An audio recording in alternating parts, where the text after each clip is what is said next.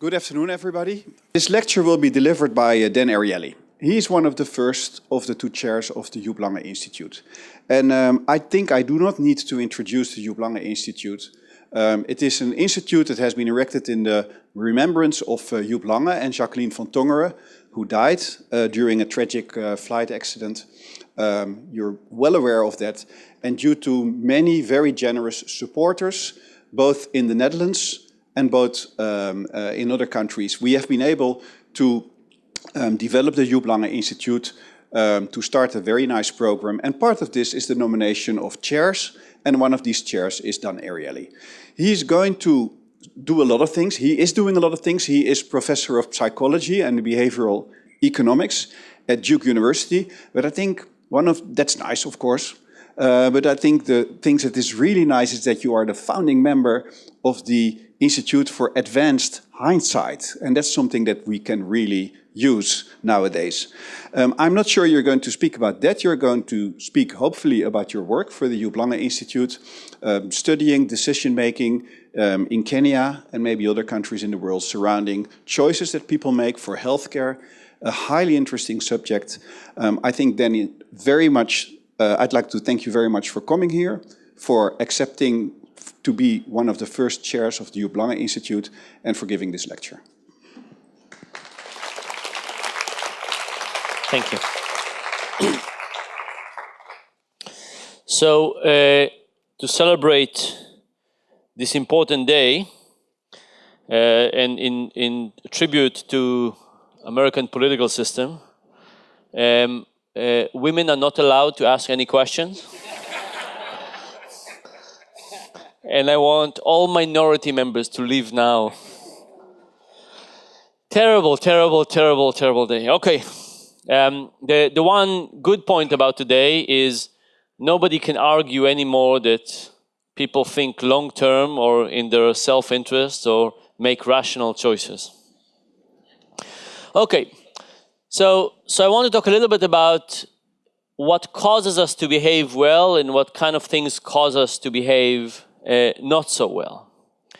So let's think about what drives people behavior. We had a meeting this morning with a group of physicians, and if you ask people what drives behavior, what are kind of the big drivers of human behavior, people say things like objectives, goals, aspirations, right? You talk to people and they have like a 3-year plan, a 5-year plan, a 7-year plan. People have these goals, and that really drives their behavior.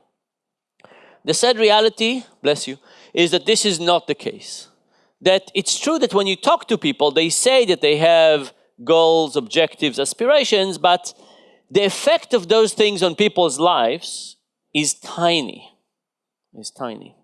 And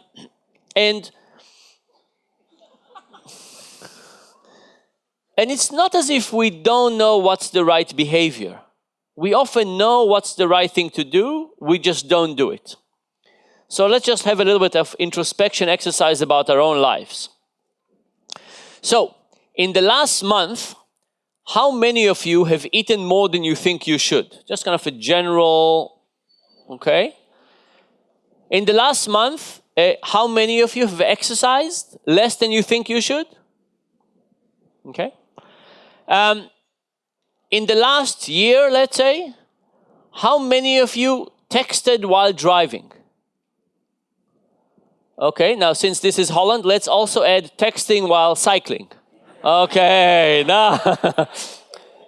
By the way, it's just as stupid, maybe even more than doing it while you drive. 2 more questions. How many of you in the last month have not always washed your hands when you left the bathroom? You know what, like this is kind of an honest group. That's kind of nice. But in the US, by the way, physicians wash their hands about half the time when they move from one patient to another. I'm sure in Holland it's much, much better. And of course, lots of people die as a consequence of that. And now really last question. How many of you have ever had unplanned, unprotected sex? Okay. It's probably more than the people who are raising their hands, but at least, there's some some honesty in the group. Now, let's think about all of those behaviors. Let's think about something like texting and driving. It's not as if people make trade-offs. It's not as if kind of the phone vibrates, you're driving or you're cycling, the phone vibrates next to you and you say to yourself, let me think about it. How much do I want to stay alive? How much do I don't want to kill other people? How important is this text message right now? And you weigh the options and you say, yes, let me do that. No, you know it's a stupid idea. There's no question it's a stupid idea. But when the phone vibrates, you become a slightly different person. You focus on the here and now, and you don't think even short-term into the future. Let's think about this question in a more general way. Imagine that I gave you a choice between 2 boxes of chocolate. I usually use Belgian chocolate as an example. Let's just assume it's good chocolate. Imagine I gave you a choice between a half a pound of a chocolate right now or a full pound in a week. Half now or full in a week. And I say, which one do you want? And it's not hypothetical. I pass the chocolate around and you could smell it. It's just amazing, like the best chocolate in the world. When you give people this choice, most people say, give me the half a pound of chocolate right now, not worthwhile to wait another week for another half a pound of chocolate. What if we push the choices to the future? And we say, what would you rather have? A half a pound of chocolate in a year or a full pound in a year and a week? It's the same question. It's asking you whether you're willing to wait another week for another half a box of chocolate. But when we asked about long-term in the future, everybody waits. By the way, at some point, you'll be in the same position. I could have had it now. Right? Because in the future, we are just wonderful people. We will exercise, we will diet. The future is full of wonderful things. We never get to live in that future. We get to live in the present, and in the present, we get tempted time after time after time. And by the way, the temptation industry is only getting better. Right? Think about it. Donuts. How good are they in terms of tempting us? Really very good. And in 3 years from now, the next version of the donut, will it be more tempting or less tempting?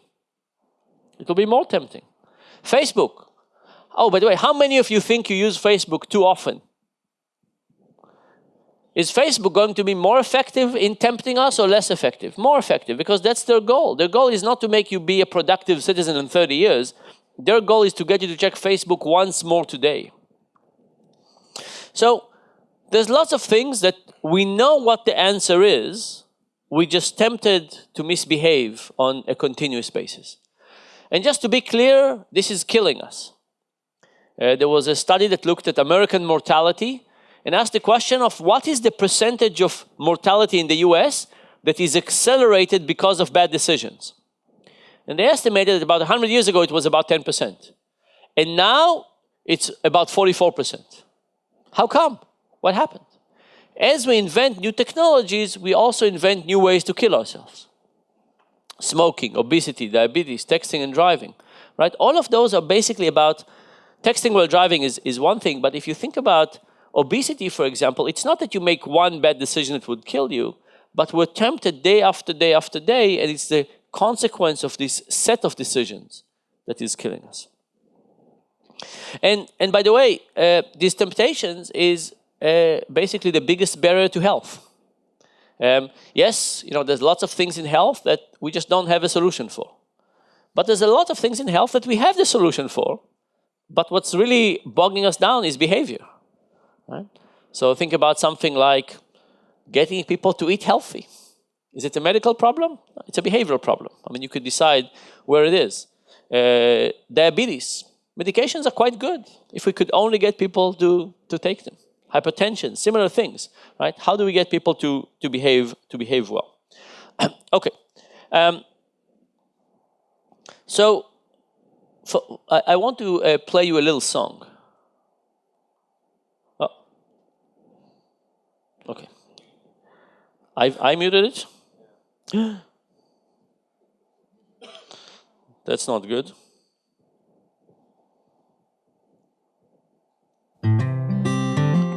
Okay, I want you to dance. Set fire to your hair, poke a stick at a grizzly bear. Come on. Eat medicine that's out of date. Use your private parts as piranha bait. Dumb ways to die. So many dumb ways to die. Dumb ways to die. So many dumb ways to die. Get your toast out with a fork. Do your own electrical work. Teach yourself how to fly. Eat a 2-week-old unrefrigerated pie. Dumb ways to die. So many dumb ways to die. Dumb ways to die. So many dumb ways to die. Invite a psycho killer inside. Scratch a drug dealer's brand new ride. Take your helmet off in outer space. Use a clothes dryer as a hiding place. Dumb ways to die. So many dumb ways to die. Dumb ways to die. So many dumb ways to die. Keep a rattlesnake as a pet. Sell both your kidneys on the internet. Eat a tube of super glue. I wonder, what's this red button do? Dumb ways to die. So many dumb ways to die. Dumb ways to die. So many dumb ways to die. Dress up like a moose during hunting season. Disturb a nest of wasps for no good reason. Stand on the edge of a train station platform. Drive around the boom gates at a level crossing. Run across the tracks between the platforms. They may not rhyme, but they're quite possibly the dumbest ways to die. The dumbest ways to die. The dumbest ways to die.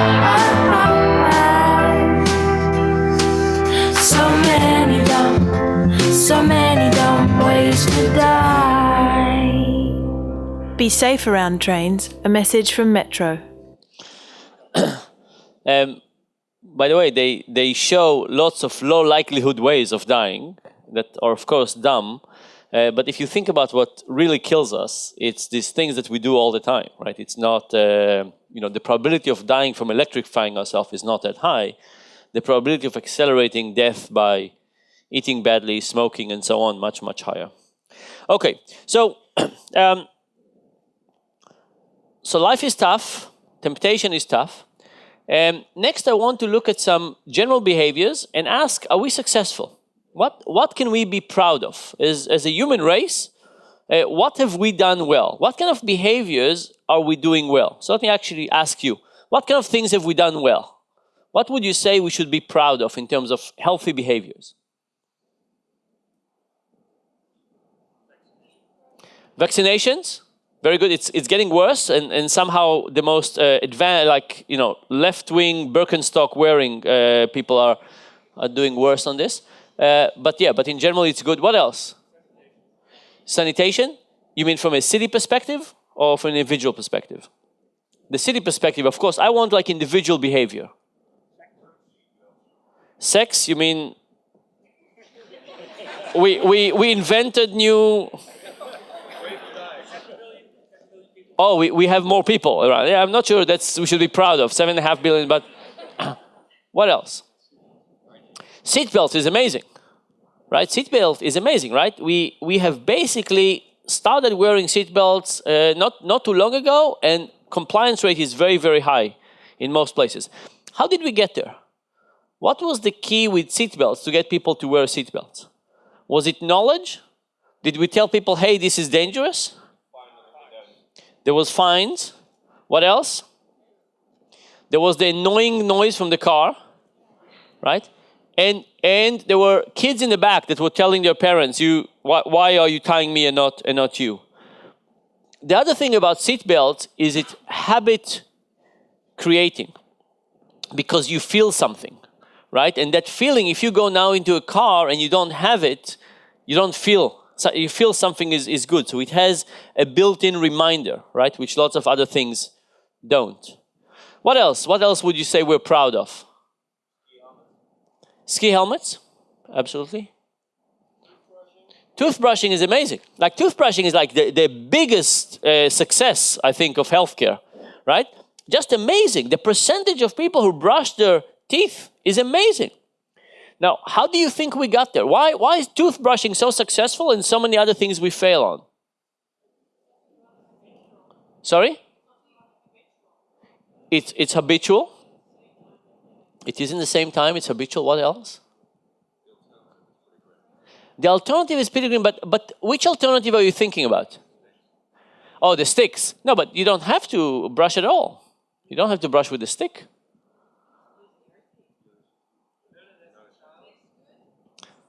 Tastes good.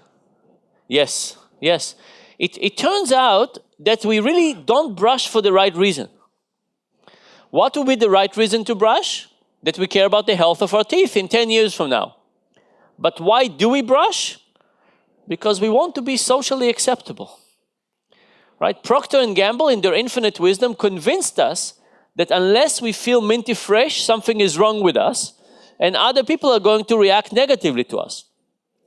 And we don't brush because we care about our teeth. We brush in the morning because we say, I'm kind of socially unacceptable.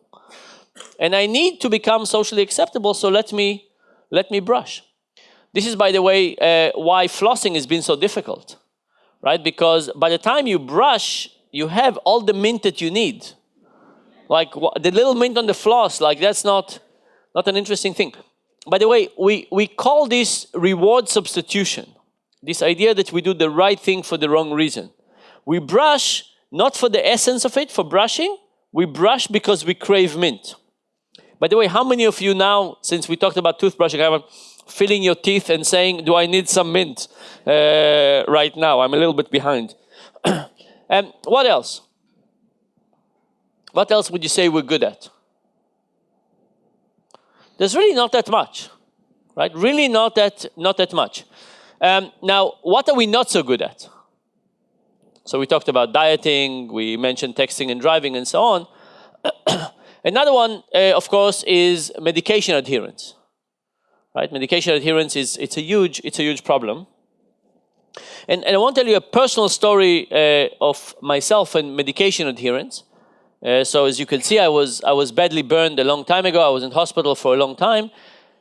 And one of the things I got in hospital was hepatitis C. I got a bad blood transfusion with hepatitis C. At the time, they didn't know it was hepatitis C. They just knew I had non-A, non-B hepatitis. And, you know, it kept on coming up and going away, coming up and going away. And quite a few years later, I was already in grad school. I had another episode. I checked myself into the hospital, and they told me I had hepatitis C. By that time, they could identify the virus. And they asked me if I want to join an FDA protocol to test whether interferon and ribavirin together are going to be effective for dealing with hep C. And I said, what happens if I don't? And they described to me what it feels like to die from liver cirrhosis. So I joined the protocol. And here was the dilemma. If you know interferon, it's a terrible medication. I mean, it's a very effective medication for some things, but it has lots of side effects. Vomiting, headache, shaking, stuff like that. Not as bad as dying from liver cirrhosis, but for sure, and tonight. So imagine you come home from the university, you open the refrigerator, you have all of these injections. In principle, if I would take my medications 3 times a week for a year and a half, I might not have liver cirrhosis 30 years later, but for sure I'll have a miserable night, right? And that's the essence of the self-control problem. Anyway, fast forward a year and a half, I have another liver biopsy, I beat the disease. As you know, there are much better medications now for hep C. But my physician, Dr. Killenberg, told me I was the only patient in the protocol that took the medication on time. And the question is, how come? Do I love my liver more than other people love their livers? Am I more rational? Do I think differently about problems? The answer is no to all of those. The answer was that I changed something in my environment. And what I did was I had a deal with myself that every Monday, Wednesday, and Friday, which were injection days, first thing in the morning I would go to a video store. I would rent a few videos I really wanted to watch. I would carry them in my backpack the whole day looking forward to watching them. I would come home, I would put the video in, I would inject myself, and I would start watching. I did not wait for the side effects to start. I connected something I did not want, the injection, with something I wanted, the videos. Now, if you think about it, it's kind of crazy, right? Because if you ask me, what would you rather have, a liver or movies? Of course, I would give up movies in a heartbeat. But the effect of the liver was going to be in 30 years from now. And because it's so delayed, its motivational force is actually very low. The movies were right now. And this is the whole point of reward substitution, is that there are some things that are a little bit too delayed for people to care about. In general, like the chocolate in a year and so on, we don't care so much about the future, we care about the present. And healthcare effects, many of them are about the really distant future, right? It's not that we're doing something now that we'll see the results tomorrow. It will be something that will translate to something long in the future, and we're just not that motivated by anything long-term in the future. So reward substitution is the idea that we do something now that causes us to behave as if we want to do something, as if we care about the future goal, right? So I do something toward movie, behaving as if I care about my long-term view. Let me give you one example from this. There's a couple of studies on internet-enabled pillboxes. Right? If you think about reward substitution, what you need for reward substitution is to measure what people are doing and then give them a positive reward if they're behaving well and a negative punishment if they behave badly. How do we measure? We have internet-enabled pillboxes. These are pillboxes. If you open, we measure, we know that you're taking your pill. So imagine you have a group of people on some medication and you have internet-enabled pillboxes. You can either give them a positive reward or you can punish them. What kind of things would you try? What kind of things would you try to give them as either positive or negative? Sorry? Cash. Give them money, right? Let's bribe people. What else? So personal attention, say more, like if they take your medication, you do what? Compliments. Compliments are very good. Yeah, compliments are great. By the way, we have an app called Attaboy that gives people random compliments. It's great. Every time you feel bad, you ask for one. I got a great one yesterday. I really needed something. Compliments, great. What else? Block Facebook, so something negative, right? Punish them by something else that they want. Great. What else?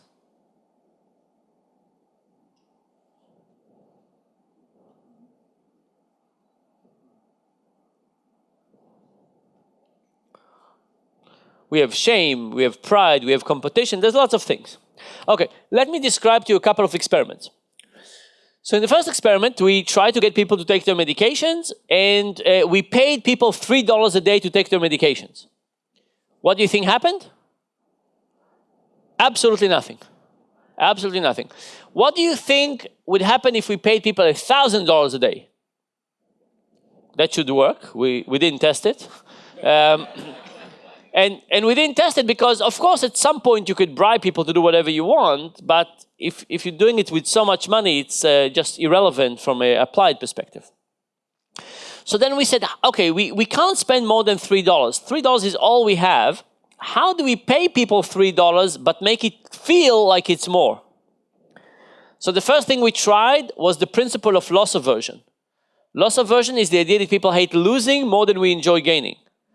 So we said, what if we charge people $3 every time they don't take the medication on time? As you can imagine, we had a little bit run-in with the IRB, with the Human Subject Committee. They did not want us to charge people, but what they allow us to do was to prepay people as if they took the medication for 3 months and then take money back. It's not the same, but even that worked better. But an even nicer version was done by George Lowenstein and Kevin Volpe, and they did two things at the same time. The first thing they did was to use lotteries. Lotteries, as you know, are incredibly tempting, and mostly we use them for terrible things in society, like state-funded lotteries, which you, I think, have, which is, you know, kind of reprehensible morally. But you can also use lotteries for good things, right? So what happens if you give people, instead of $3 a day, you give them 10% chance of making $30? That works better, right? People love lotteries. But they did not stop there. They took lotteries, and they also added to it regret. Now, think about it. What is regret? When do we experience regret? Regret is about the fact that our happiness is not driven from where we are. It's driven by a contrast between where we are and where we could have been. And if we think we could have been somewhere better, we're miserable. And if we think we could have been somewhere worse, we're happy. For example, when would you be more unhappy? If you missed your flight by 2 minutes or by 2 hours? 2 minutes. Why? Because you just finished running to the gate and you see the plane leaving, and 7A, you could just see the seat and you could say, I could have been there. Say, I could have been there. If the person in line in front of me understood the words no liquids, I would have been there.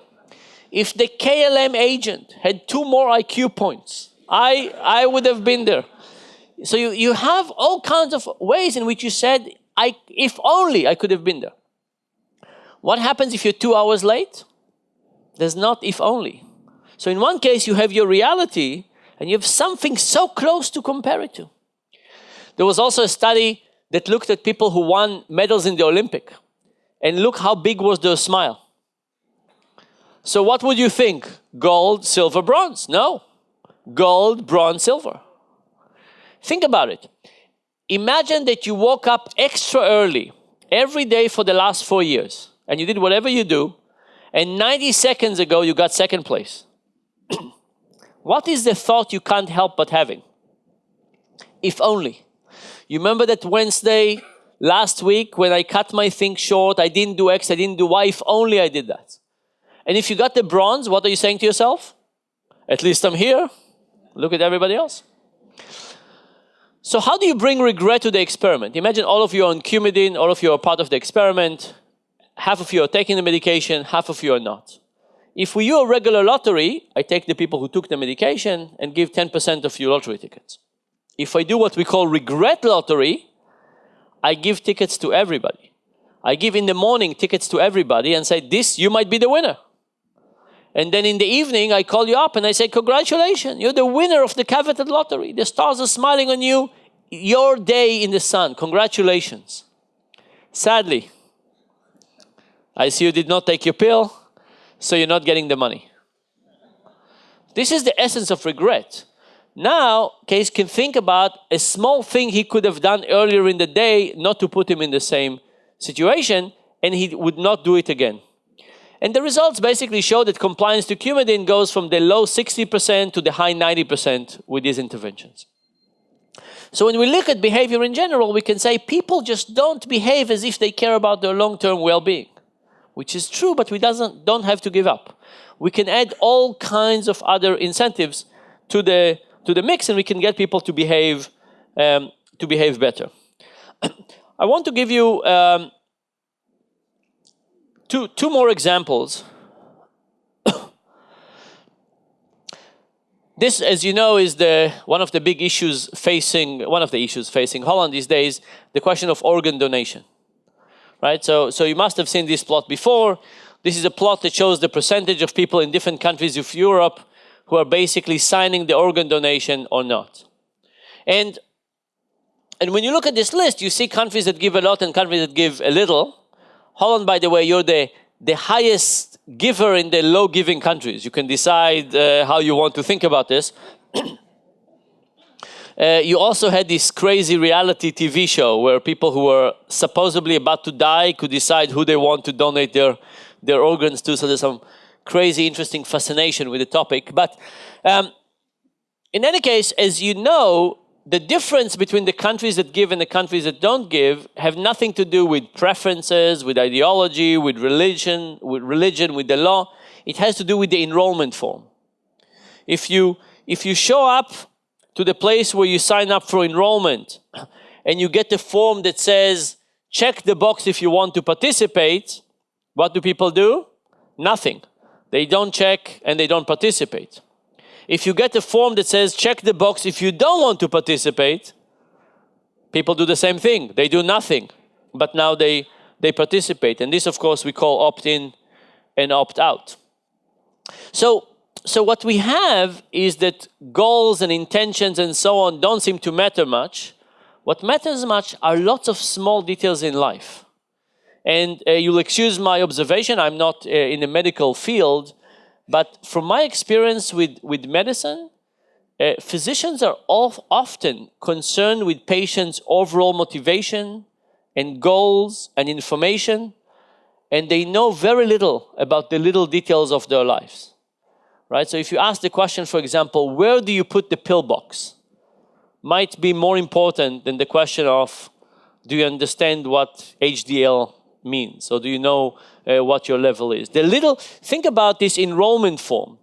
This is what's called choice architecture. If you design the environment correctly so that the good behavior is the easiest one to follow, there's a much better chance that people would act well, versus just knowing something is no guarantee. I'll give you one final example for this. And I'll give you an example from the financial domain. Oh, okay. I have some other nice examples, but we'll. So,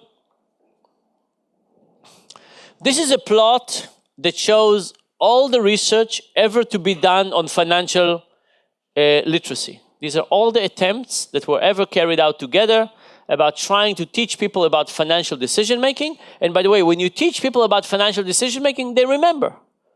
They remember and they can repeat it, some of it, not everything. But the question, of course, is not just what people know, what do they execute? And what you see is that it's about 3 or 4% improvement in execution. It's very, very small. Right? This, by the way, in the US, we spend between $700 and $800 million a year teaching people how to deal with their money, and the improvements are tiny. And this is an optimistic picture. Why? Because the data is worse for people with low socioeconomic status, and these are the measures of the immediate effect. It actually goes down over time. In total, it's estimated that all the interventions to improve financial literacy improved outcomes by 0.1%. Huge amount of money for basically no benefit. And this is because information rarely helps in changing behavior. In fact, I would love for you to give me one example in human history where it was pure information, nothing else, that got people to change behavior. Where you say, oh my goodness, texting and driving is dangerous. Why didn't anybody tell me? And we just change. Or you say, oh, calorie information. Oh, here it is. Let me change my behavior. Just no evidence. There's just no evidence that telling people something changes behavior over time. So what can we do instead? So I'll give you one final example. This is a study we did in Islam in Kenya called Kibera. We tried to get very poor people to save a little bit of money. And the reason we wanted them to save money is so they have a small cushion. So if bad things happen, they have money to spend if they get sick or they lose some income or something like that, rather than having to borrow in a very high interest rate and deteriorating. And we created a system where people could text money into that system easily using M-TIBA, the online payment system, but they had a hard time getting the money out. So what we did was people could text the money in, but every night the money moved to an investment bank. And once it was invested in the Kenyan stock market, it just takes some time to take it out. They had to take a bus, go to the city, submit the form, wait an hour, get the money, take a bus back. And we did this on purpose because we wanted them to be able to access the money if there was an emergency, but we didn't want everything to be an emergency. If you walk around with a little bit of cash in Kibera, everything looks like an emergency. You see a piece of fruit, it's an emergency. You see a bit more water, it's an emergency, right? Life is tempting. So we gave this system to lots of people, and then we added things on top of it. One group, we texted once a week and say, try and save 100 shillings, about 90 cents this week. One group got the same text message, but as if it came from their kids. Hi mom, hi dad, this is little Joey, whatever the name of the kid was, try and save 100 shillings this week. Another group got a 10% match. Save up to 100 shillings, we'll give you 10%. Another group got a 20% match. Save up to 100 shillings, we'll give you 20%. Two other groups also got 10% and 20%, but they got what we call pre-matching. We mentioned the principle of loss aversion, that people hate losing more than we enjoy gaining. We said, what if we gave them 10% or the 20%, the 10 shilling or the 20 shillings in the beginning of the week? And if they saved, they got to keep it. If not, we took it back. So financially, it's the same thing. If you save 50, you get 5 in a 10% condition. But in the second condition, with the loss aversion, you see 5 shilling leaves your account. And then the final group, we created a little coin about this size with numbers on it, 24 numbers for the 24 weeks of the program. We asked them to put the coin somewhere visible in the hat. And every week we said, this is week 1, take a knife, scratch the coin this way if you didn't save, and this way if you saved. So, just as a test of your intuition, which condition do you think created the highest level of savings? Let's get a little vote. How many people think that the plain coin created the highest level of saving? The plain coin. Okay, how many people think that 10% at the end of the week created the highest level of saving? 20% at the end of the week? 10% in the beginning of the week with loss aversion? 20% with loss aversion? The regular text message? Text message from the kids. Yeah. Usually it's the people with no kids who think that that might work.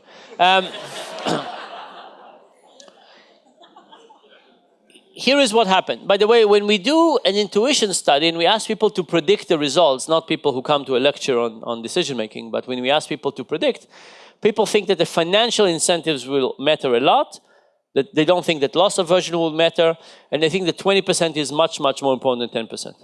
What actually happened? Giving the system to people in general helps create some savings. A weekly text reminder helps a lot. A reminder plus 10% at the end of the week helps a little bit more. 20% at the end of the week, just like 10%, no difference. 10% beginning of the week, loss aversion helps some more. 20%, just like 10%. Again, loss aversion helps, but 10 or 20% doesn't matter. And kids were the same as 20% plus loss aversion, which is kind of amazing, right? That just reminding people about their kids actually changes things dramatically. But the big surprise was the coin, because the coin doubled savings compared to everything else. And you can ask yourself, why? What was so special about the coin? So here's the thing. When we look at the days of the week, we texted everybody on Friday and people saved on Friday. And the coin was a tiny bit better on Friday. The main benefit of the coin was all the other days of the week. It was all about having a reminder. Think about it. When do you think about savings? When do you do your work, whatever you do, and all of a sudden you say, hey, let me spend some time thinking about saving right now? Doesn't happen. When is the environment reminds you about saving? Very rarely. In fact, if the environment reminds you about anything, it reminds you about spending. You see all the stuff you want, not the stuff you want to. All of a sudden, we gave people something in their environment that from time to time reminded them about saving, and from time to time, they saved. So what's the point? The point is that human motivation is incredibly complex. We usually think that it's about overarching goals, long-term thinking, and about information. And if people are not behaving well, it's only because they're uninformed. Maybe we'll find some cases like this one day. Most cases are not like that. In most cases, we have to think about the small details of life. We have to think, what is it that people are not doing right now, and how do we change people's understanding at the moment? How do we make the right behavior the easiest one to do? How do we change people's priorities? How do we create habits? How do we actually get into the small details of life and therefore getting people to behave differently? So sadly, we're out of time. I think we have about 10 minutes or so, right? For questions.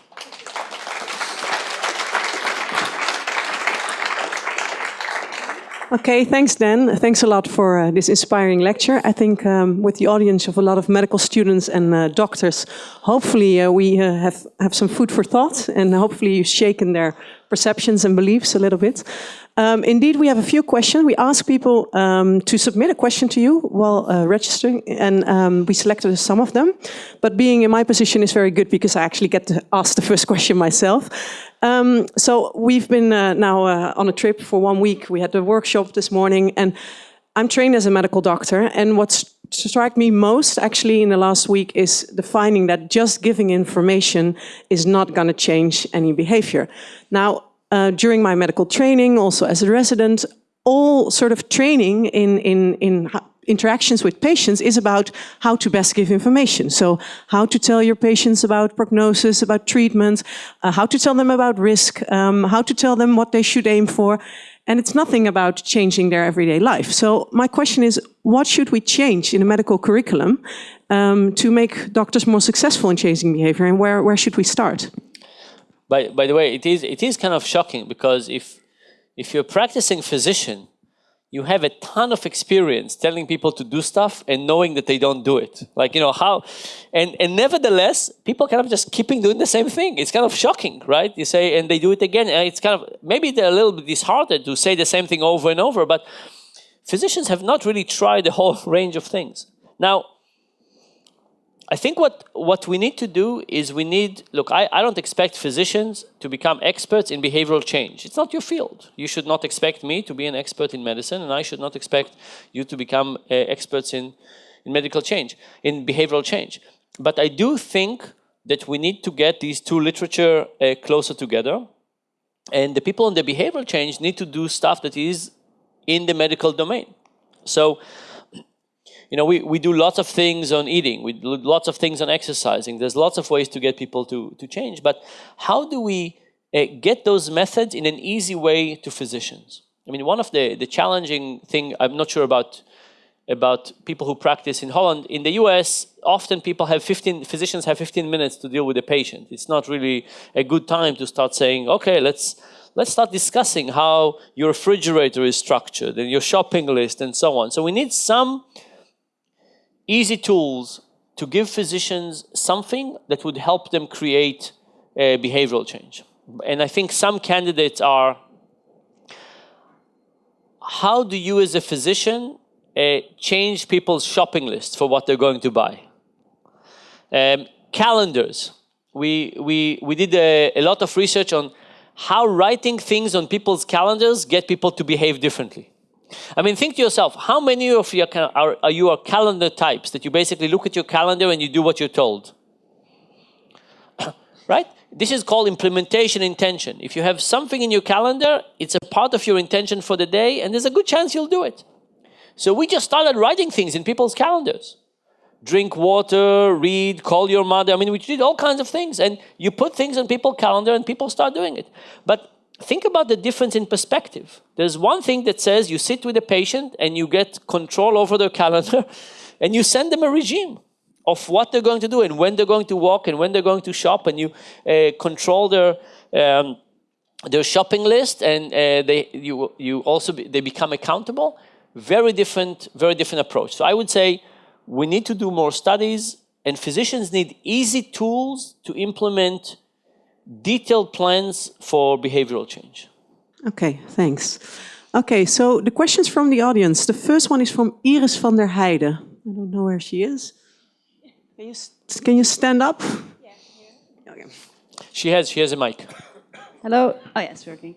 Yes, thank you for the nice lecture. I have a question. Is there a difference in how to address behavior change among people with lower socioeconomic status compared to people with a higher socioeconomic status? So there's lots of things we don't know about people who live in poverty. The one thing we know is that they have a much more complex lives. And not only do they have a much more complex lives, they have what we call depletion. So Rob Baumeister talks about depletion like a muscle. That you make difficult decisions, and you make difficult decisions, you resist temptation, at some point you have just no more capacity and you give up. Right? This is why the temptation industry is most successful at night. We're kind of tired, resisting temptation, we're ready to fail.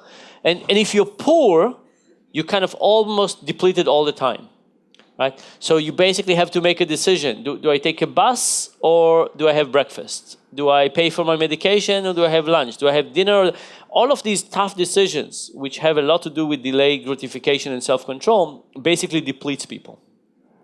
So if you think about a range between giving people lots of control over their behaviors versus kind of almost forcing people to do what's good for them, as people have less time and less capacity, we need to think about mechanisms that make it even easier to do the right thing, right? So if you talk about somebody with high social economic status and they buy cheesecake, they'll probably make a mistake, but they'll probably also be able to exhibit some self-control.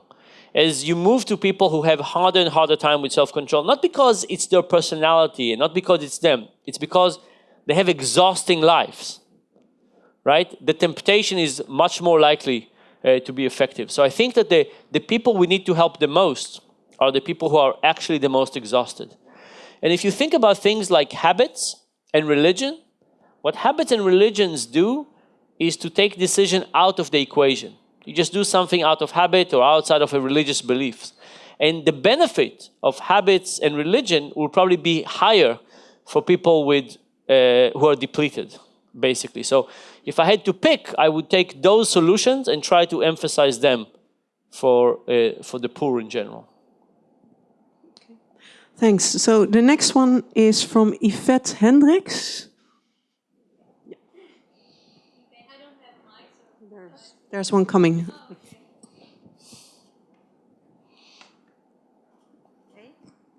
Well, again, thank you for your very nice lecture. I saw your documentary, The Truth About Lying, and you said also today that we are tempted to make bad decisions to fool ourselves with lying also. And how do you think lying of patients or doctors can benefit them, or do you think it'll only hurt them in the end? Okay, so I've done lots of research on dishonesty. We don't have time to get into it. I think the movie is quite nice, isn't it? It's somebody else is the producer and director, so I'm not complimenting myself. But we did a study, just a pilot study, and we went with doctors into a meeting where they were giving patients bad news, and then we talked to the doctor, the family, and the patient. And if you just look at the transcript of those discussions, of what they said afterward, it's as if they were not in the same room. It's very hard to come to somebody and say, you're going to die. It's just really tough. It's inhumane, I think, to say it. So if you think about, I don't know, what's the worst news that somebody who's not a physician delivers? You break up with a romantic partner, you fire somebody. But, in both of those cases, there's like a day which will be over, right? If you're breaking up with a romantic partner, tomorrow they're not going to be there. It's like clear. But breaking bad news, there's all kind of low probability events. And the doctors kind of, in our study, kind of talked in metaphors and suggestions and so on, but they didn't say things exactly. And the patients on their side also don't want to understand exactly. It's painful. So I think there's lots of dishonesty and kind of on all sides in the discussion. How much of it is healthy because of motivation and so on, and how much of it is wasteful? For example, I have quite a few oncologist friends who told me that sometimes they give unnecessary treatments to patients just because they can't tell them that there's really nothing else to do. They can't stomach saying that, so they get them to another round of chemotherapy, which is just wasteful. So I don't have a good answer for you, but I think that trying to understand where in medicine a little bit of wishful thinking and a little bit of kind of beautifying reality is okay, and what are the cases where it's just create damage, I think we need to think about it more systematically. And I don't think we need to leave it to each physician to figure out by themselves. It's just too difficult. Okay, last question is from Aletta Jansen. Yeah. Hi. So mine is the question is a little bit idealistic. If you could share or teach everyone in the world right now one thing about human behavior, what would it be? If I could teach everybody one thing about human behavior, I had a friend that we did an exercise of saying, if you could give everybody in the world a gift, what would it be? And she said MDMA, which I think is not a bad idea, especially if you could all have it in the same day and have kind of increased empathy. But you know, the question about teaching something is difficult, because I don't think that always teaching translates into action. But if I could get people to try and overcome one big issue, I think it will be about how to override temptation. You know, temptation is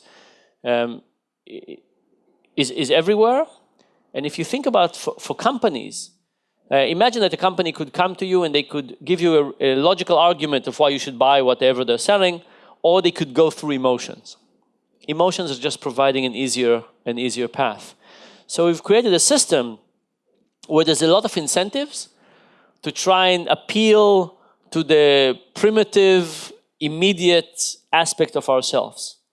And it is completely counter to living long, right? So if we lived for a shorter time, that will be fine. But as we live longer, and we have many years after retirement, hopefully, those things are really terrible. So, kind of a direction. And I want to end by telling you, I have a son and a daughter. My son is 14, my daughter is 10, and I just want to share with you my daughter's favorite joke. I hope it's okay. It's a 10-year-old joke, but okay. Americans have realized that one of the challenges with American politics is that there's lots of lying. So they invented a mirror that if a politician passes by and they say the truth, they walk by. And if they passes by and they say a lie, the mirror sucks them in. So they put this mirror in Washington, D.C., and Barack Obama passes by, and he says, I think my healthcare plan is going to save millions of Americans. Keeps on walking. Hillary Clinton passes by, and she said, if I would be the president, I would be a better president than my husband. She's gone. Bernie Sanders passes by, and he says, I think the main problem with American politics, with American society, is inequality. And he keeps on walking. Donald Trump passes by, and he says, I think.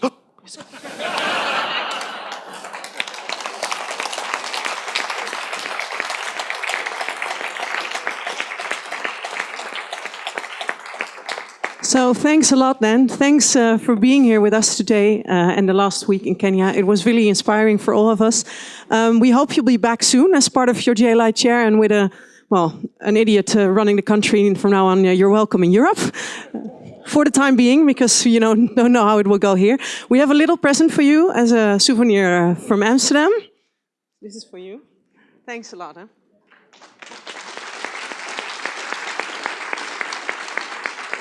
So I would also like to thank Marcel Levy for opening the lecture today. I would like to thank our musicians who did a great opening. And I would like to thank Sabina Beke, who doesn't like to be in front, but she organized everything. And last but not least, I want to thank you all for being here, and really hope you will join us in the next Joep Lange Institute event again. And for now, there's some drinks outside. Thanks a lot.